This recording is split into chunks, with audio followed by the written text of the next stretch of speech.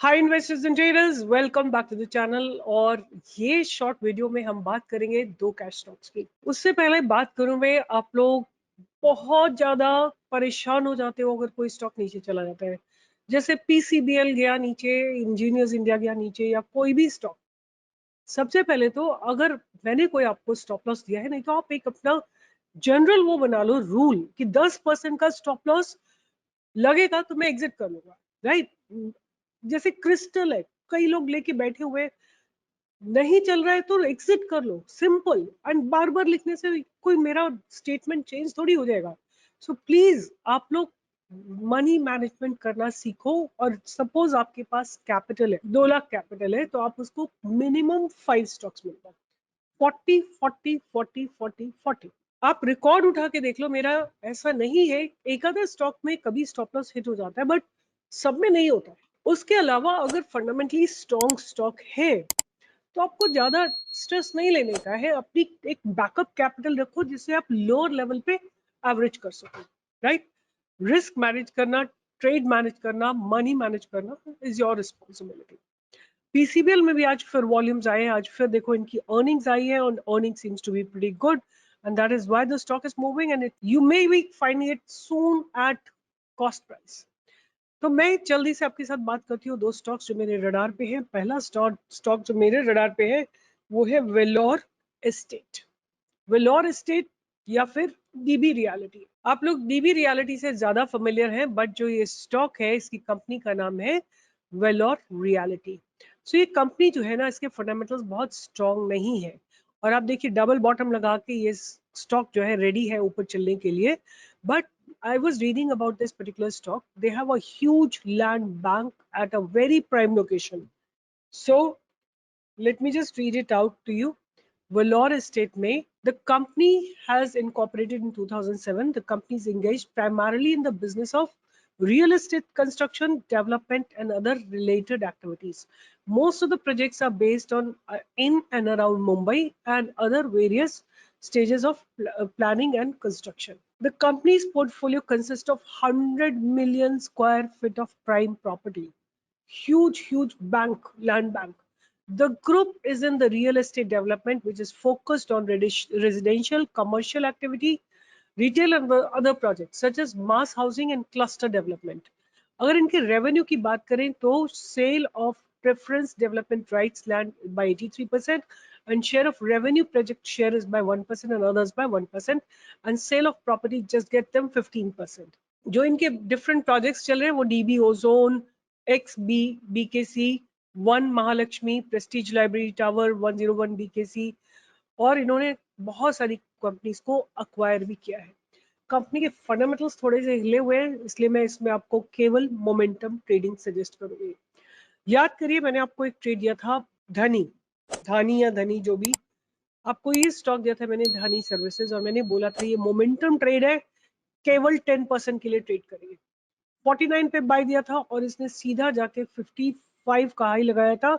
हमारा 10% का मूव आ चुका था and hence we exerted.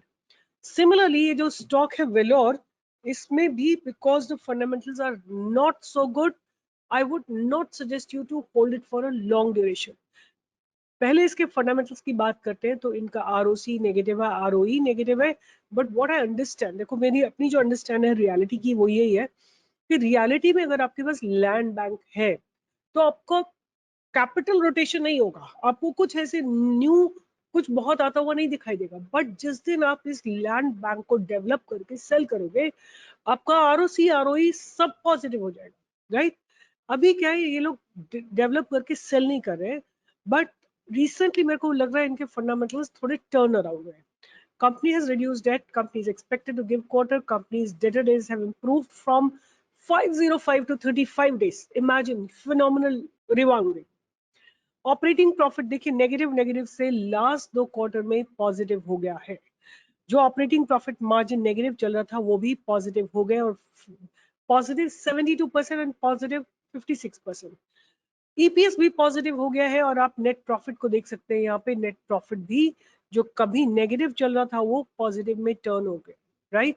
As it is आपको पता है कि infrastructure reality sector is booming. So this stock also looks ready for a movement, but fundamentals बहुत अच्छे नहीं है, इसलिए मैं आपको लॉन्ग टर्म इन्वेस्टमेंट इसमें नहीं सजेस्ट करूंगी। अगर हम इनके रिजर्व्स की बात करें तो 3000 के रिजर्व्स हैं, जो इनके बोरोइंग्स है वो 1567 के। कैश फ्रॉम ऑपरेटिंग एक्टिविटी, तो रिसेंटली इनका negative cash from operating activity है, बिकॉज इन्होंने अपनी इन्वेंट्री खड़ी की है 888 करोड़ की, right? So that is why their profits are negative. अगर हम बात करके डेटर डेज, तो देखिए कभी बीच में 1109 भी थे, अब घट के 36 पे रह गए।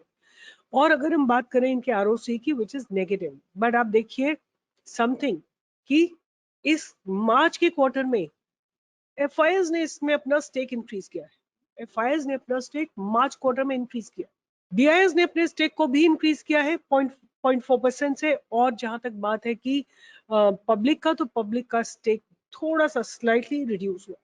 सो फंडामेंटल बहुत अच्छे नहीं है, इसलिए मैं आपको सजेस्ट करूंगी कि थोड़ा कॉशियसली इसमें इन्वेस्ट करिए, और 10 से 12, 15, 20% का मूव आता है तो एग्जिट करिए। ये चार्ट है और आपके सामने मैं लगा रही हूँ प्राइस एक्शन भी, आप अपने आप से भी प्राइस एक्शन को देख सकते हैं।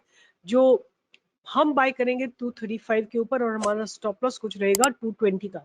स्ट्रिक्ट स्टॉप लॉस रखिएगा, please do not ask in the comment box अब इस स्टॉक का क्या करें, या आप इतनी कैपेसिटी रखिए कि लोअर लेवल पे अगर ये जाता है नीचे तक 190 तक, तो आप इसमें और एक्यूमुलेट कर सकते हैं। बट अगर आपकी कैपेसिटी नहीं है तो आप स्ट्रिक्टली 220 पे एग्जिट कर लीजिएगा। मेरे हिसाब से इसमें ऐसा होना नहीं चाहिए। 235 के ऊपर बाय करेंगे फॉर अ टारगेट ऑफ 250, 260, 270, ये सारे टारगेट्स इसमें आते हुए आराम से दिखाई दे रहे हैं। और फाइनल टारगेट जो आप इसमें देख सकते हैं वो रहेगा 280 का। सो ये डीबी रियलिटी या Valor estate is what we would be is going to be our momentum trading, like for few days you can definitely hold it. So that was my first stock. जो दूसरा stock है उसकी भी बात कर लेते हैं, उसमें आज बहुत स्ट्रॉन्ग ब्रेकआउट आया, और this belongs to very very strong group, the Anand group. This stock name is Gabriel India. इस 5000 करोड़ की कंपनी है, stock price 32.8, ROC is about 22, ROE is about 16। और अगर हम बात करें कंपनी करती क्या है, तो Gabriel India is part of Anand group.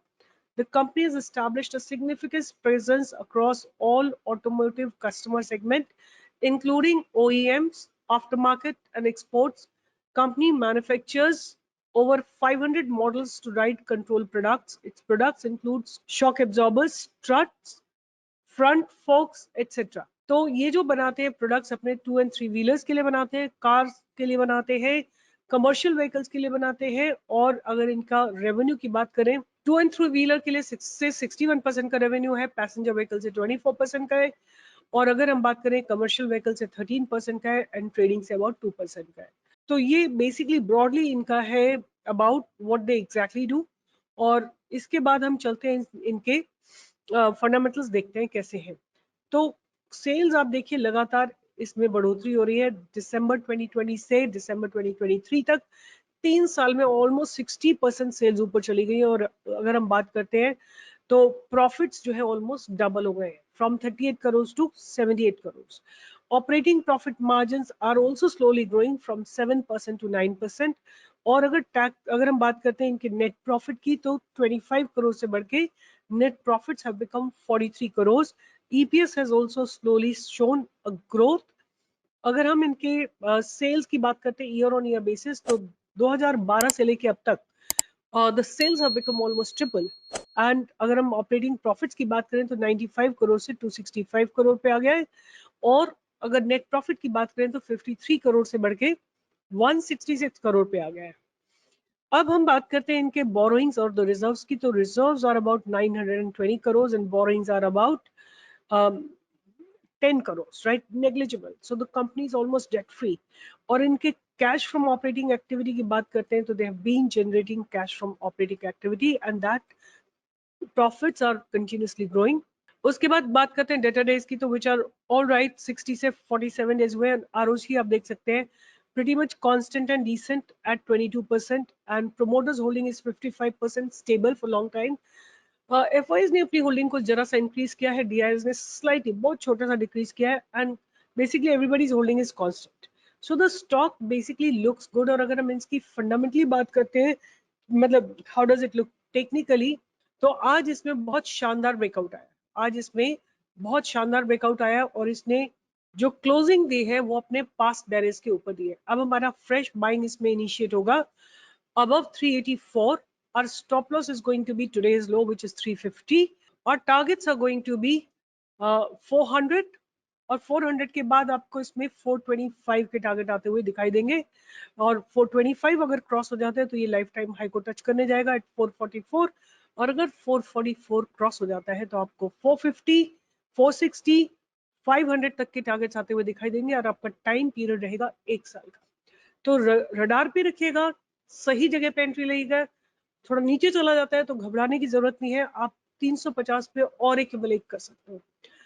देखिए, पोजिशनल स्टॉक्स में आप अपना सारा एफर्ट, जितना भी साम दाम दंड भेद है, वो एनालिसिस पे लगा दीजिए, और once you done your analysis you feel that it is correct, fundamentals are good, technicals are good, अगर सपोज आपने जहां एंट्री ली वहां से नीचे चला गया स्टॉक, तो आप लोअर लेवल पे और ऐड कर सकते हैं।